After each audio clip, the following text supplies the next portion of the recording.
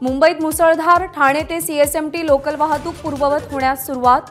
कसारा कर्जतपासून ठाण्यापर्यंतची वाहतूक विलंबानं, ऑफिसला जाणाऱ्यांचे प्रचंड हाल। मुंबईत मध्यरात्रीपासून मुसळधार पाऊस, जागोजागी पाणी साचलं। अनेक घरांमध्ये, दुकानात, हॉटेलमध्ये पाणी शिरलं।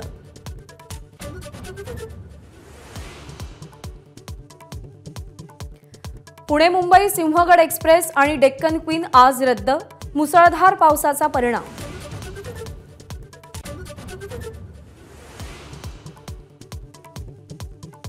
मुंबईतल्या पावसामुळे पालिकेच्या पहिल्या सत्रातील शाळा महाविद्यालयांना सुट्टी जाहीर, तर परिस्थिती पाहून पुढच्या सत्रातील शाळांसंदर्भात निर्णय घेणार।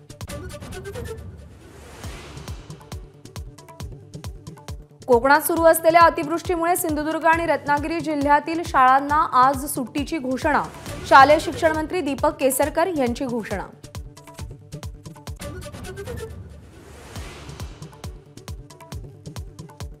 वरळी हिट अँड रन केसमधील आरोपी मिहिर शहा अजूनही फरार। आरोपीचे वडील राजेश शहा आणि कार चालकाला अटक, आज कोर्टात हजर करणार।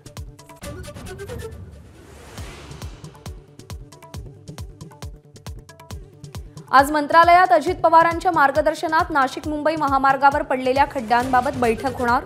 नाशिक जिल्ह्यातील महत्त्वाचे नेते उपस्थित राहणार।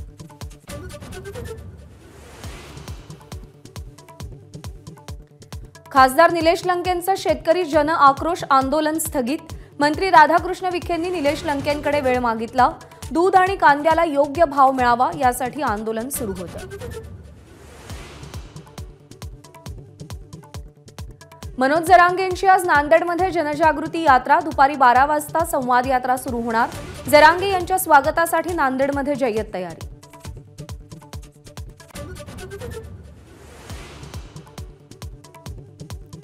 आमच्या 9 मागण्या मान्य करा, नाहीतर विधानसभेला जे होईल ती जबाबदारी आपली नाही, सर्व पक्षीयांना मनोज जरांगेंचा इशारा।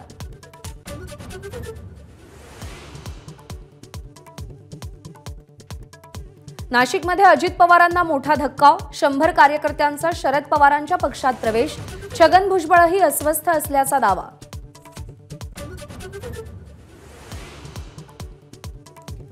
नागपूरच्या दीक्षाभूमीचं अंडरग्राऊंड पार्किंग बुजवण्याच्या निर्णयानंतर आरोग्य विभाग आणि कापूस संशोधन संस्थेची जागा देण्याची मागणी, नागपूर खंडपीठात अर्ज।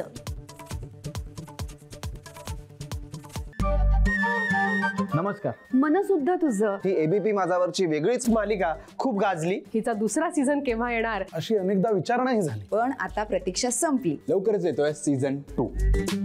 मनसुद्धा तुझं। होय मन